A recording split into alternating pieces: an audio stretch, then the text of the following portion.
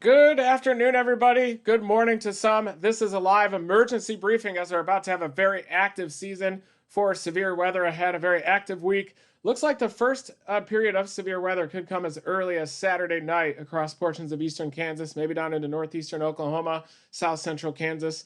Could even see some daytime thunderstorm development on Saturday. But it looks like the big outbreak is going to be happening Sunday afternoon and Sunday night. Looks like across the central U.S., some of the models have been trending a little bit slower, maybe bringing northeastern Kansas into far southeastern Nebraska into play on Sunday, but mainly southern Iowa through a large portion of Missouri into northern Arkansas. Looks like it's going to be having the potential for a tornado outbreak. And this is that textbook consolidated jet stream that we've talked about so long that's very conducive for severe weather. Basically, one wave after another of these progressive waves that will traverse across the country. And you can see this textbook pattern coming just in time for this active second season. And we even had a record breaking number of tornadoes during that week in Oklahoma that we were chasing down there with 28 tornadoes. Second place was October 4 of 1998, that single day outbreak. And that was when I saw my first tornado, October 4 of 98, looking east from I-35 from Perry, Oklahoma. I will never forget that. Wearing my golf club shirt here. You can see life is full of difficult choices. In this case, though, instead of golf clubs, it is storm chasing setups. And we've got that big setup on Sunday. You can see highlighted in red down there, large, covering basically the entire state of Missouri. Sunday PM, I'm going to be activating storm chase mode, of course, for this event, heading out tomorrow to also potentially deploy gravitrons around these tornadoes.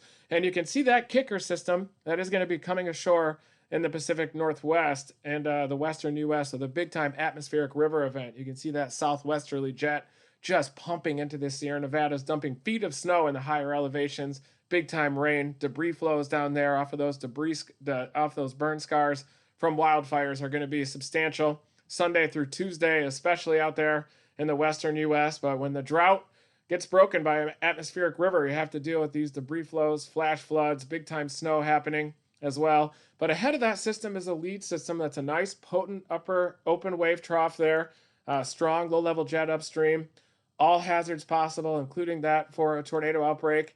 And this active second season is at least in part due to the Pacific Ocean SST pattern. And you can see this negative PDO horseshoe that's in place here. And some ego-driven scientists were trying to tell me that in the northern Pacific, only the weather drives the sea surface temperatures back below it. I believe it's much more of an intermodulation because you can see the role of Kelvin waves transporting these cold sea surface temperatures from the tropical Pacific up around this PDO horseshoe around the eastern edge of that Pacific Ocean basin. So that's why these year 2 La Nina events are so big for severe weather downstream in the U.S. because it takes a year for these negative anomalies in these cold waters to propagate around the PDO horseshoe. And you can see the abundance of cold water across the Gulf of Alaska, the far northeastern corner of the Pacific. And this PDO horseshoe, Pacific decadal oscillation, as we call it, because it does have decadal variability within it, encapsulates the NPO, or the North Pacific Oscillation, which is in a positive mode. And that's why these positive NPOs, negative PDO, are correlated with a trough, large scale troughing over the western U.S., which is conducive for an active severe weather pattern. It also consolidates the upper level jet along this gradient of sea surface temperature anomalies. And that's why these year 2 La Nina, second season and the spring, are associated with a consolidated polar front jet stream across the U.S., open waves traversing from left to right across the target area. And that's why I think that we do have this active second season for severe weather. Hopefully my audio is working so far, everybody. Apologize for that. Hopefully last night I think I did about a 20-minute live update and just realized suddenly that my internet was not working, or the audio. So here you can see that consolidated polar front jet, wave after wave, moving across the United States. This one right here, Sunday afternoon at 21Z here on Pivotal Weather, that vortmax centered over the Yankton area with a strong belt of strong mid and upper level flow off to the southeast of it, downstream. This is the new GFS, operational GFS that's coming in here. And anytime you get an open wave like that, you get a big time low level jet, 40 to 50 knot low level jet here, covering the entire state of Missouri, peak heating, 21Z. The southwestern extent of that low-level jet will pump down into the northeastern corner of Oklahoma, down into the Ozarks of northern Arkansas as well, and expand off to the east across central and southern Illinois. Certainly could get an overnight nocturnal outbreak of severe weather with tornadoes moving as far east as the Corn Belt Sunday night. The specifics on exactly where this event's going to line up are still coming together, but it does look like a daytime severe weather event, progressive open wave trough here, usually meaning you want to play a little bit downstream of these things. I don't think that this is the type of system that the models will trend slower and deeper with necessarily, but it does look like eastern, northeastern Missouri, central Missouri, southern Iowa right now looks to be the main threat. The entire state of Missouri all the way down this front, down into the Ozarks. You'll probably get a nocturnal mode that'll develop off the terrain down there with that low-level jet pumping in to the higher mountainous terrain of northern Arkansas, southern Missouri. Could be enough to tip the scale toward convective initiation. But that's at 0Z right there. So let's zoom in a little bit on this system. Very active severe weather pattern ahead. Storm chase mode, of course, is going to be activated. I don't even need to say that. But this is the system. I think we're going to get a lot of these. Another one on Tuesday and Wednesday. Looks like Dixie Alley is going to be quite active. And there you can see that low-level jet downstream. Please ignore that. Human error, clicking that sounding there. Just wanted to show you the magnitude of this low-level jet, even at 0Z. And I'm actually going to activate Code Red. I already forgot to do that, but now that I'm back in my mom's place, I got access to this light ring here. So we're going to go Code Red mode on this one, just because of the potential significance of this severe weather setup Sunday, Tuesday, and again on Wednesday. But here you can see that strong southwesterly low-level jet downstream. You can see a front here, Pacific front, almost like a dry line, becoming more north-south up to that 850 low across northern Missouri into southeastern Iowa. So it certainly looks like this latest GFS is honing in on this northeastern corner there of Missouri for active severe weather. So let's take a look now at some of these parameters initially, just for fun. Looking at this new GFS, a 0 to 3 kilometer EHIs coming in here. Showing you where that volatile environment could set up. This is 0Z on Sunday, definitely showing 0 to 3 kilometer EHI maximized over the northeastern corner of Missouri. Little nose of instability into southeastern Iowa here, but definitely favorable thermodynamics and kinematics starting to overspread central and southern Illinois as well, and favorable instability down into southern Missouri, into the Arkansas region, I-44 corridor as well at 0Z. Certainly could have a severe weather potential. So let's see how far northeast this warm sector progresses as we go in the overnight hours, and not very much really. Looks like central Illinois, though, certainly could have some favorable soundings for an overnight severe weather event, QLCS type of an event as well. The Storm Prediction Center does have an enhanced risk in effect for this area. But boy, does it look as much like a nocturnal severe weather threat, at least in the further north mode of this severe weather setup. But I could see the Ozarks having that nocturnal mode, as they often do. The Ozarks eventually pinching down into Little Rock, down into central and eastern Arkansas. Looks like more of a threat for that nocturnal severe weather. Definitely at 3Z, 10 p.m. You can see the warm sector basically gets pinched down here, pinched off into the Ozarks, leaving off the instability, pinching off the northern mode of severe weather across northern Missouri into Illinois. Could definitely have a greater threat of diurnal tornado potential here across northeastern Missouri into west central Illinois, southern Iowa during the day, especially as early as even 21Z. Look at this front here. So definitely northern Missouri. Usually you'll want to target the nose of these instability axes here. And you can look at the dew point. Definitely shows 60s dew point streaming all the way up into southern Iowa there. Might end up seeing an Iowa tornado during this setup on Sunday. You can see the Dora, New Mexico supercell back behind me. That's that famous shot there. Kyle Russell Allen shot that. I had this here at my mom's place while I was out chasing high plains insanity, flash floods across the Mountain West. So it's great to have this beautiful piece of artwork behind me in the studio here. But here you can see this arc of instability, and it's only 57 hours out, so we could start to look at the NAM model to kind of pinpoint some of those features. The NAM is coming in a little bit slower. This is the new 12Z operational NAM, showing you that Pacific front / dry line in eastern Kansas here, with a nice nose of mid to upper 60s streaming into the far southeastern corner of Nebraska by peak heating. Definitely an abundance of moisture throughout the state of Missouri there.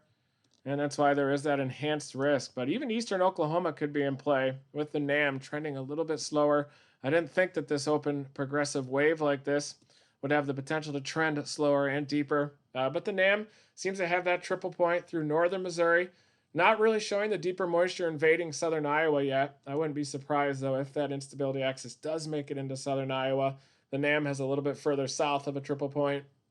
Usually you want to target where the front is more north-south here, because those storms can more effectively move off of that north-south boundary further to the southwest, where you get this more flow parallel edge of the boundary. Down there you get a lot more cell mergers, quicker formation of a squall line. But up here, with a more north-south orientation of that instability axis and that front, much more favorable configuration to the surface boundary for those storms to move off of that boundary. But look at this low-level jet. The red there, that's all 50 knots, covering basically the entire state of Missouri there. That's 50 knots central, northern Missouri, all the way back to the I-44 corridor as well. In fact, even 50 knots nosing down into the Ozark Mountain region of northern Arkansas, which is really why that risk area needs to encapsulate this entire large warm sector, basically this entire area with 40 to 50 knots at 1 kilometer. Definitely does have the potential for widespread severe weather. Looking at the 0 to 1 kilometer storm relative helicity, 200 plus. Greater on the cold side of that boundary, just a little bit north of that warm front that gets some east-northeasterly winds up there. But really right along that triple point, that's where you get the greatest, most favorable 0 to 1 kilometer shear. But you can definitely see a southern mode starting to emerge here in the models, with greater wind shear even. Greater instability down there, southern Missouri, northern Arkansas, Sunday p.m., Sunday afternoon, likely setting the stage for the evolution of a nocturnal mode down there across the Ozarks, northern Arkansas into southern Missouri. Nice arc here, where ahead of it you have very strong low-level wind shear. St. Louis could be at risk of even a strong tornado threat Sunday night. Big looping hodograph right there.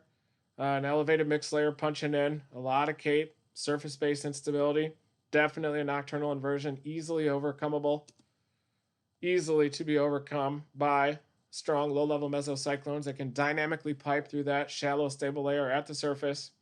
So this is at 10 p.m.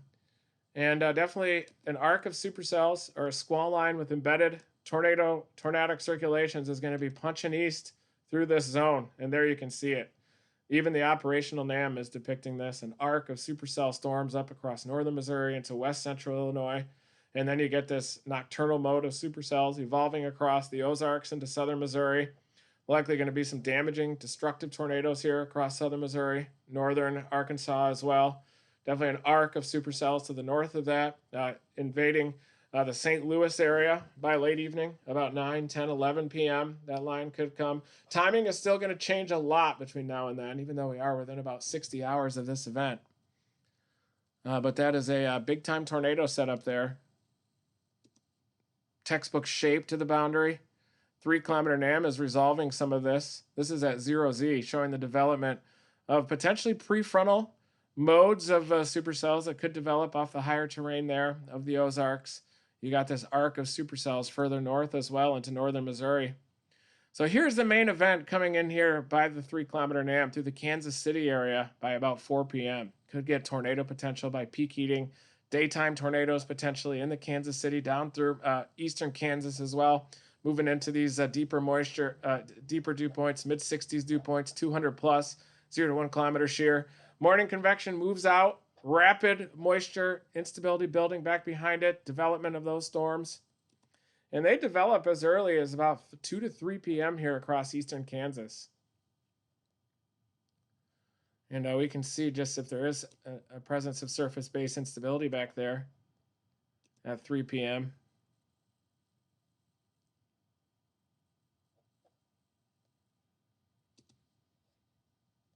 And it does look like there's plenty of instability, even by 20Z across eastern Kansas. So if this is accurate, this would be a target probably of Emporia to Kansas City out here, right at the nose of that instability. Eastern Kansas, 3-kilometer NAM is consistent with initiation of daytime storms by about 3 p.m. out there. Let me slide this map just a little bit to the right so that we can see it a lot better. And there you can see that big time instability axis right here across eastern Kansas. That's an environment that is prime for tornadic supercells, at least on this model rendition of what's going to happen. You have a pretty meridionally oriented Pacific front here. Storms will easily be able to move off of that. Favorable configuration of those upper level winds. The component of those upper level winds are sufficiently normal to that advancing boundary for them to be able to move off that cold front easily. Warm front here draped across northern Missouri to the east of that surface low. Surface low there in northeastern Kansas, folks. There you can see it. 995 surface low across the far northeastern corner of Kansas. I'm going to even shift west here. So I think we do need to, if the NAM is anywhere accurate, we probably do need to expand that enhanced risk west to include eastern Kansas, the Kansas City area, warm front draped across northern Missouri. GFS lifts that instability into southern Iowa. Easily could happen. The exact track of the surface low is going to determine the northward extent of that severe weather. Whether it, right now, it looks like it's going to be north of the I-70 corridor, including the entire state of Missouri, really. But look at these easterly winds right along the path of that surface low, enhancing the low-level wind shear available to these storms that much more. So big-time low-level shear available to these storms. Low-level east-southeasterlies there. Surface low moving into northeastern Kansas, approaching the Kansas City area. Right along I-70, that's where that warm front is going to be draped, at least according to the 3-kilometer NAM. We step forward, showing you that surface low migrating east, right along that warm frontal zone, right across northern Missouri. Likely strong tornadoes near into the south of this low. And you start to get some more southwesterly winds down into northeastern Oklahoma. But later on, a nocturnal mode could develop across northern Arkansas into southern Missouri, certainly, as often is the case with these types of setups. A southern mode will happen a little bit later. We had a late fall setup last year where there were a bunch of tornado warnings in the Ozarks of southern Missouri, even into far northern Arkansas. Could be a similar type of a setup, except this one is a lot more dynamic. Those ingredients are a lot more in place. So that surface low passes just to the north of St. Louis by evening, and that's going to bring that tornado threat across eastern Missouri as well, including St. Louis, maybe down into the Ozarks, northern Arkansas, into southern Missouri as well. We'll need to keep an eye out. What in tarnation? It's going to be the garage door. Woo! So look at that moisture setting the stage then for the next setup. Tuesday looks like a big day across traditional Tornado Alley. So let's zoom back out. Pull back out wide on the operational GFS here. And let's watch the arrival of this kicker system. Very similar to the most active week in history in the fall for Oklahoma, with 28 tornadoes chasing that, including the Clinton, Oklahoma tornado after dark to the northeast. Very similar evolution with a slightly smaller scale lead system, also significant severe weather, and a bigger kicker system that comes in behind it with enough space in between them to pump that moisture northward. So within the fall season, the atmosphere will give us clues as to what's going to happen throughout the rest of the fall season. And this is an active fall season with that cold sea surface temperatures across the PDO horseshoe upstream, having a tendency for this western U.S. trough to form. And that's why we're having this active season here. So this is Monday afternoon. A lot of snow happening across the western U.S. too, across the higher terrain here. If this pattern is any sign of the ski season that's going to be ahead across the Mountain West, you're definitely going to be in luck. So let's take a look at Tuesday. It seems to be setting the stage for a Tuesday event across Tornado Alley. Massive trough ejection here across the Great Plains with downstream, especially where you get some of these more southwesterly upper level winds kind of near the lobe here along the front of that trough. That's where you're going to get the more favorable directional shear over top that southerly low-level jet. A lot of meridional unidirectional flow, though, from the low to mid levels of the atmosphere up here with the shape of a trough. A lot of flow here on the backside of this trough, suggesting that it's still deepening at this stage on Tuesday evening. And so right now, this looks like it's going to be a widespread severe weather event across Tornado Alley. Big time low level jet here across eastern Kansas, eastern Nebraska, central eastern Oklahoma, including the I-35 corridor by 0Z. And this system, with all that flow on the backside, still as it ejects across Tornado Alley, is going to be a player for the Mid-South too. Notice how it's still digging. Look at all this flow on the backside with this odd trough ejection. A lot of difluence downstream. That's going to be Wednesday of next week. Here we go. The Mid-South comes alive. Alabama, Georgia, Central Eastern Tennessee, Kentucky. Even my mom's house here, where I'm broadcasting live right now, where we've been doing this leaf peeping across the southern Appalachians, could be active. I come here this time of year because I can easily access Tornado Alley and the Mid-South downstream. Perfect location to access severe weather as it's coming from west to east. And I'm definitely going to be activating major storm chase mode ahead of these events. Tuesday, Wednesday next week, Sunday this weekend, and then we'll be back on leaf peeper mode for the second half of next week. Instability still needs to come together for this event on Wednesday, but it does look like the south central portion of the Mid-South, like the central Gulf Coast, southeastern Louisiana, southern Mississippi, southern Alabama, Florida Panhandle type of a region, could be more active there on Wednesday. But this GFS model, the operational GFS, the new GFS that's coming out, already shows the development of that instability axis. And as we get closer to this event, when the NAM starts picking this up, it's going to even widen this instability axis even more, expand the wind shear even more for this setup here. Central eastern Kansas, central and eastern Oklahoma here, into far southeastern Nebraska, but a very stout instability axis already being indicated for Tuesday. Very favorable photographs there. You can see the directional shear down here in the southern edge. Southeasterly surface winds, southwesterly low-level jet, southwesterly mid and upper level flow as well.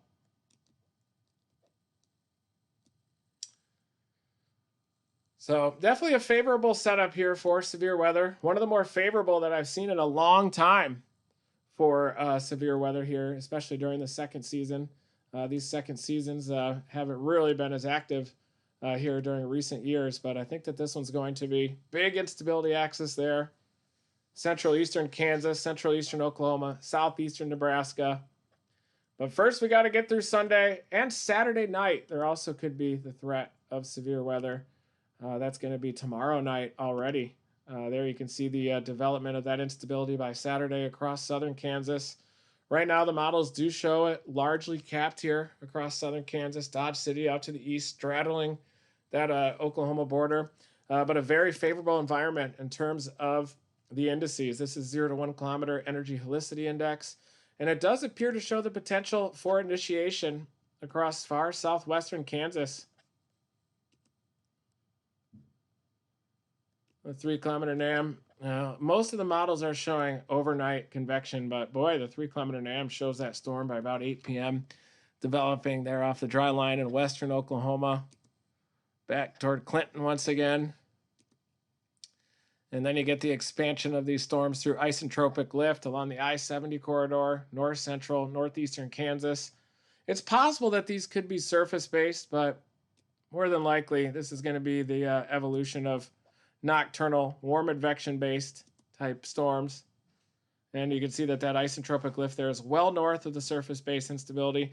A greater threat of surface-based storms down here into western Oklahoma, 7 or 8 p.m. You could get the initiation of storms even off that dry line in the eastern Texas Panhandle. But really, this is the event before the event. Saturday night. Sunday is going to be a bigger event here with that surface low track through northern Missouri near the I-70 corridor. Maybe up near the Iowa border, maybe far southern or southeastern Iowa, west central Illinois, Sunday night. But I think that the nocturnal threat of tornadoes is greater across northern Arkansas and southern Missouri on Sunday night. So this is Saturday night here, 10 p.m., southwestern Kansas. We take a sounding near the Pratt area. And you can see anytime you get these weird soundings like this, that shows basically the textbook evolution of a low-level jet. And you have this 1 kilometer wind up near 50 knots. You have a near calm surface wind showing you pure boundary layer decoupling, development of that nocturnal inversion. Inertial oscillation here as the low-level jet intensifies, develops. Big elevated mix layer coming in. But that's a big capping inversion, a big nocturnal capping inversion. So even down there into southern Kansas, I would say that the threat of surface-based storms down into even western Oklahoma is quite low. Maybe some of the terrain down there in southwestern Oklahoma can aid. You can see that the nocturnal inversion isn't quite as strong down into western Oklahoma. Maybe down toward Elk City by about Saturday night. Could get an initiation, a surface-based storm down there off the dry line out of the Shamrock area, out of the eastern Texas Panhandle. So Saturday evening could be a threat of a late evening or about 7, 8, 9 p.m. in western Oklahoma for a surface-based storm. But mostly it looks capped until well after dark.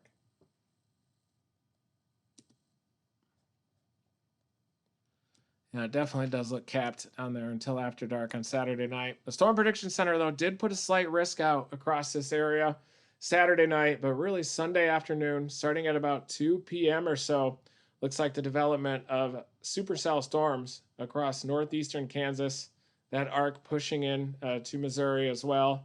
So we're going to have to bring the Dominator 4 back out across this area. Multiple days of storm chasing ahead. Keep it tuned here. I'll keep these live updates going, live streams as well. Thank you, everybody, for tuning in for this weather report. One more time, there's the target area, but it really looks like northern Missouri into central Missouri, and then another mode coming out of the Ozarks, northern Arkansas, southern Missouri as well, eastern Kansas about 2, 3, 4 p.m. Kansas City area could see tornadoes as well Sunday afternoon into evening. And then we have that kicker system that brings widespread severe weather on Tuesday, portions of the central and southern plains, and then Wednesday across the Mid-South. Looks like it could develop further off to the east. So thank you, everybody, for tuning into this weather report. I'll be going live, activating storm chase mode for Sunday, Tuesday, and Wednesday. Never stop chasing.